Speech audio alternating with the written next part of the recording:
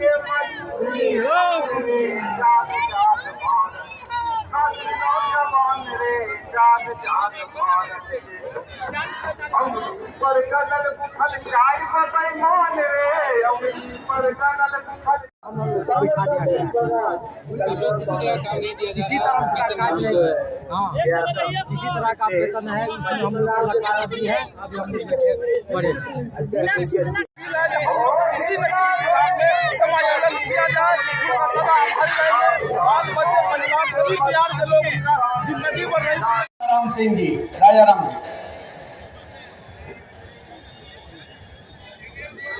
अध्यक्ष मंडल के साथियों, मंच पर मौजूद भाकपा माले के राष्ट्रीय महासचिव कॉमरेड दीपंकर जी, पार्टी के वरिष्ठ नेता कॉमरेड सुदेश भट्टाचार्य जी, पार्टी के पॉलिट ब्यूरो के सेंट्रल कमेटी के तमाम नेतागण, विदेशी तमाम मेहमान साथियों, हमारे वामपंथी संगठनों के अन्य तमाम नेतागण, इस रैली में मौजूद देश भर के कोने कोने से आए हुए प्रतिनिधि साथियों और मजदूर किसान भाइयों, नौजवान दोस्तों, महिलाओं, प्यारे बच्चों, सबसे पहले मैं अपनी तरफ से आप सबका अभिनंदन करता हूं, क्रांतिकारी अभिनंदन करता हूं।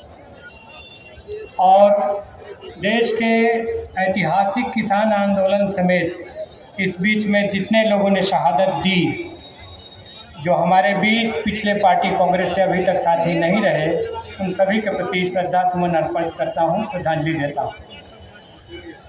ये लोकतंत्र बचाओ देश बचाओ रैली इस बात का संकल्प लेने आई है कि बिहार की धरती हमेशा से तानाशाही के खिलाफ लड़ती और जूझती रही है, चाहे वो 42 का आंदोलन हो, चाहे 74 का आंदोलन हो, 1857 हो, और इस बार भी अगर देश पर फासिज्म का खतरा है तो बिहार की धरती उसको बर्दाश्त करने के लिए तैयार नहीं है। और इस रैली से हम ऐलान करने आए हैं कि बिहार की करोड़ों जनता देश के लोगों को यह आश्वस्त करना चाहती है कि बिहार से लड़ाई छिड़ चुकी है।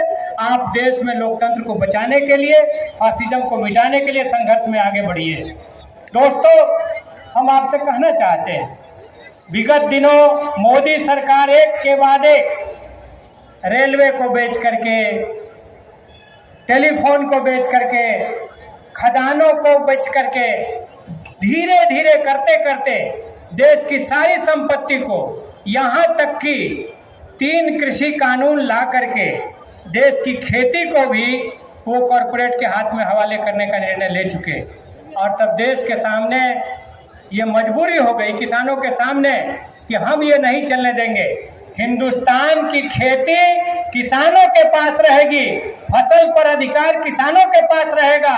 हम देश में खेत खेती किसान की, न कि कॉरपोरेट के बेईमान की नारा दे रहे थे। यहाँ पर हमारे बॉर्डर किसान आंदोलन के चर्चित नेता, किसान महासभा के राष्ट्रीय अध्यक्ष रुल्लू सिंह जी मौजूद हैं। देश में किसान आंदोलन चला, बॉर्डर पर हम पर हमला हुआ, 13 महीना किसानों को टिके रहना पड़ा। लेकिन मैं आपको बताऊं कि आंदोलन के हर मोड़ पर भाकपा माले और उसकी किसान महासभा कदम से कदम मिलाकर के वो लड़ाई लड़ रही थी, हिंदुस्तान के पैमाने पर भी, बिहार के पैमाने पर भी।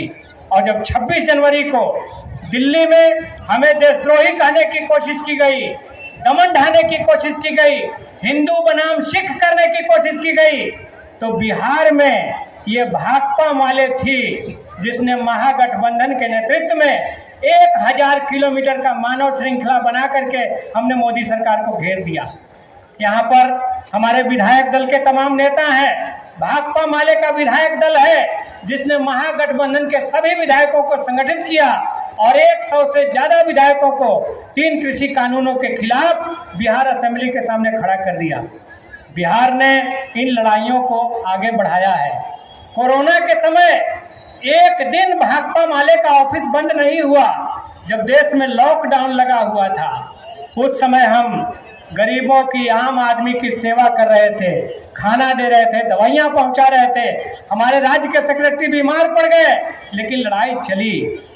जब देश के नागरिकों पर हमला हुआ हम ही से वोट लेते हो और कहते हो कि तुम नागरिक हो देश के कि नहीं, प्रमाण दो। ये नहीं चलने वाला है। शाहीन बाग आंदोलनों में भाकपा माले ने बिहार से लेकर के देश भर में डट करके महिलाओं के साथ खड़ा हुआ। भाकपा माले का एक एक कार्यकर्ता लड़ाई चली।